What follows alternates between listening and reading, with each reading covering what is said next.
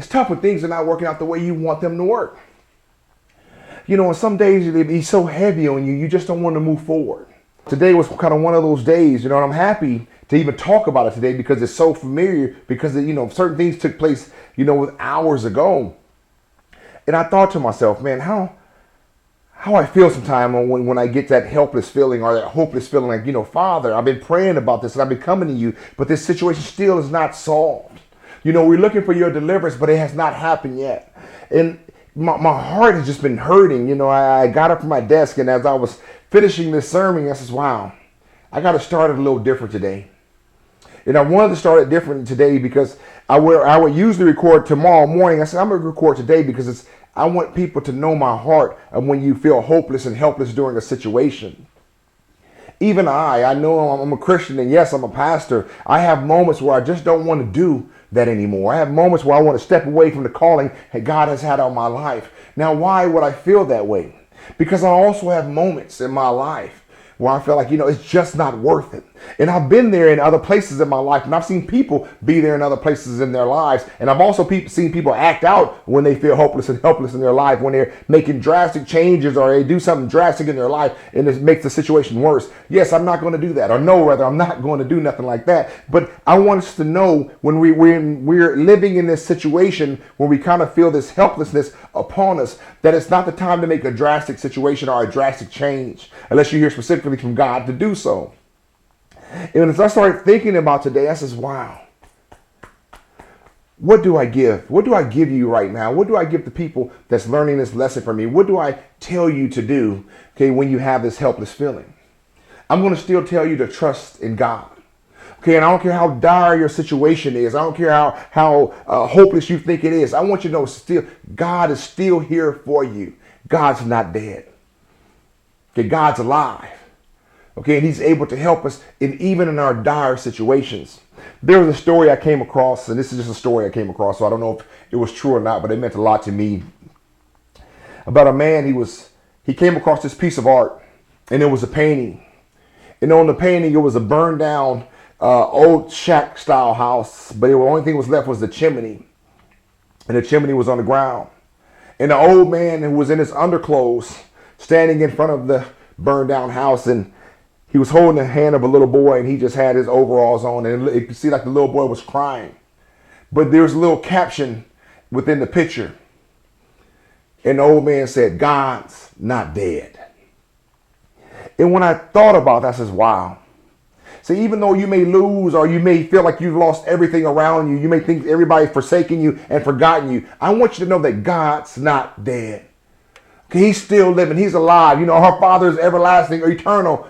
And so when we start thinking about that, I want us to understand, even though our situation may seem lost to us sometimes, that we cannot give up on our hope. Because it's when we give up on our hope that we endure these terrible situations, in our minds, within our souls, within our hearts. And that's when we become helpless in situations. We become stagnant, no longer want to move. But if you know God is still there, even though you may be enduring this time or this hardship, you still continue to move forward because your hope is in God. That one moment, one day, 1 second, that he will deliver you from the things that you're feeling, deliver you from the pain and suffering that you're in. The tribe of Israel was in bondage for 400 years. But then when in a day's time, scripture says the Israelites looted Egypt. They looted Egypt when they left out of there. And all I'm telling you right now is that God can change your situation in a moment's notice, but it won't change for you if you give up on your hope. If you give up on your trust and belief in God, it will not change for you.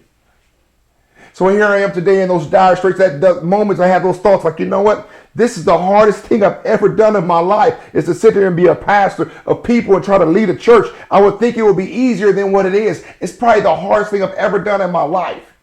And I have moments where I just want to run out of here and go back to my old job and go back to do the old things I used to do. Say, Father, this is not for me. You've definitely called the wrong person to do this job. Who can do it in such dire circumstances, under these constraints in which I'm working in and dealing with? And you feel like just giving up on everything. I had a moment, and if I'm being so honest with you, where I literally thought about going home, just, you know what? I'm never going back there again. And so many people have had these moments, and that's why I wanted to share with you today.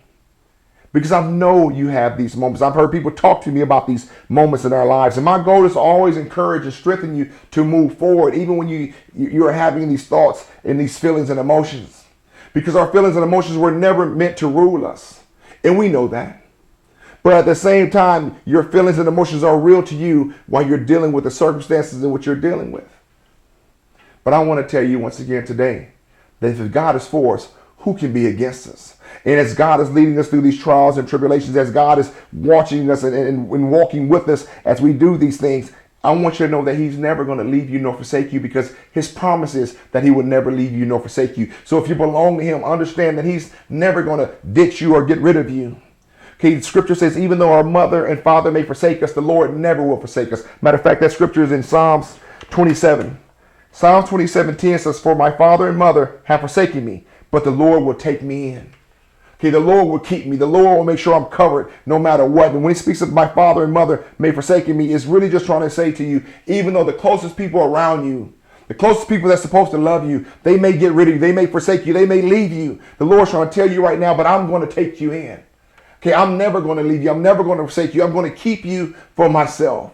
So even though maybe the closest people to you may say some harsh things, do some harsh things, may take actions against you, I want you to know that I truly love you. I truly care for you, and I want you. Okay, I want you to know that I'm not going to get rid of you. Amen. I think about when Moses died. At the end of Deuteronomy, it tells us about how Moses died and how Joshua was getting ready to take over. But the first thing the Lord told Joshua in the book of Joshua, Joshua 1:5, it says, no man will ever stand against you all the days of your life. As I was with Moses, I will be with you. I will never leave you nor forsake you. And that promise meant everything to Joshua, because Joshua knew exactly how God was with Moses. Okay, on all the great works Moses did with the Lord, and how Moses defeated all these different armies, how he defeated all these people, how Moses took care of the people. Now Joshua was the leader. He needed that encouragement and that motivation to move forward. And now the Lord promised Joshua, I'm going to be with you the same way. Okay, I'm going to back you the same way. I'm going to love you the same way. I'm going to be in your life the same way. And I want you guys to know that's watching me this morning, God will never leave you nor forsake you. He's going to love you the same way. Okay, he's going to be in your life the same way. But will you keep your hope and trust and faith in him? Proverbs 3:5 says, trust in the Lord with all your heart and lean not on your own understanding. In all your ways acknowledge him, and he will make your paths straight. See, the problems a lot of us have is our paths are not clear to us. We can't see the light at the end of the tunnel. And God wants us to know there is a light at the end of the tunnel. There is a way out at the end of the tunnel. But will you keep marching forward? The problem a lot of us have, because we can't see that light, we give up in the middle of the tunnel. Okay, some of us just lie down and die right there. Some of us walk back the other way. But your past doesn't have nothing left for you. The reason the Lord is trying to move you to another place, because that's where your future is. So you have a choice. You can walk back and go back to where you have been. Okay, you can lay down and die where you are. Or you can continue to walk and know there's a light at the end of the tunnel, because see, that light represents your hope. That light represents what you truly believe in, and that is God. That you're going to keep moving forward because you know a better day is coming. And we all have to do that, saints. We all have to do that for those who believe in our Lord and Savior Jesus Christ, because that's our calling. Can we put our trust in God, or put our hope in God, because our hope must be real? The topic I wrote today was, hope is all that I have. I've been doing certain things for years now. Some things have worked out pretty well, and some things have not worked out so well. But when we get in those dire situations, you know, your hope is all that you have. Because you know God is the only way you're going to get out of this. Okay, God is your only deliverer. Sometimes we come up against a time barrier where certain things are not done within a certain time frame. You know, you're going to run out of what you're going after. And every time I think about that, Lord, I be thinking to myself, don't wait too long. Help me. You know, a lot of us think this way, right? You know, I got a date here on the end of this thing right here. So if you don't come by this time, I'm not going to receive what I'm going after. I'm not going to get what I have been reaching for. Okay, I'm not going to receive the healing in my life. I'm not going to receive this blessing in my life. I'm not going to receive something that I've been going after. So Lord, please come soon. You know, it's something that when we pray, the Lord knows exactly what we need and exactly how to get us to what we want. But understand this, God is also sovereign. And by his sovereign will, he can come in at any time he wants to come in. But one of the things I've seen sometimes, you know, not always, but I've seen a lot in my life, the Lord always enter at the 11th hour. Okay, he comes in and saves the day, and most times in a way that you never could have figured it out anyway. But it's something waiting to get to that 11th hour. And I want to talk about that 11th hour for a moment. Because see, when you find out you got an issue or you got a problem, that's day 0 or hour 0, so to speak, or that's the first hour. And the reason I want to bring it up, because see, the Lord sees what you're going to do as time passes. He sees, are you going to, he sits there, he understands, or he sees what you're going to do in the second hour, the third hour. He sees how you handle the time and how you handle, the trial and tribulation that you may be going through. Is he handling it with faith? Is he trusting in me as he goes through this problem? We see it also with the Israelites, right? 40 years in the wilderness. The Lord said he tested them to see what was in their hearts. See, when you're going through trials and tribulations, the Lord is testing you to see what is in your heart. Okay, he wants to know what you have on the inside of him. Are you continuing to badmouth him? Are you saying bad things about him? Are you cursing his name because he's not doing what you want to do, okay, when you want it done? I know it's hard.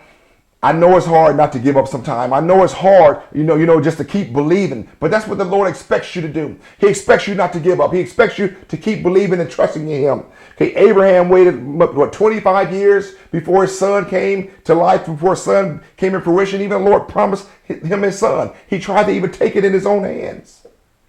But that wasn't the promised son from the Lord.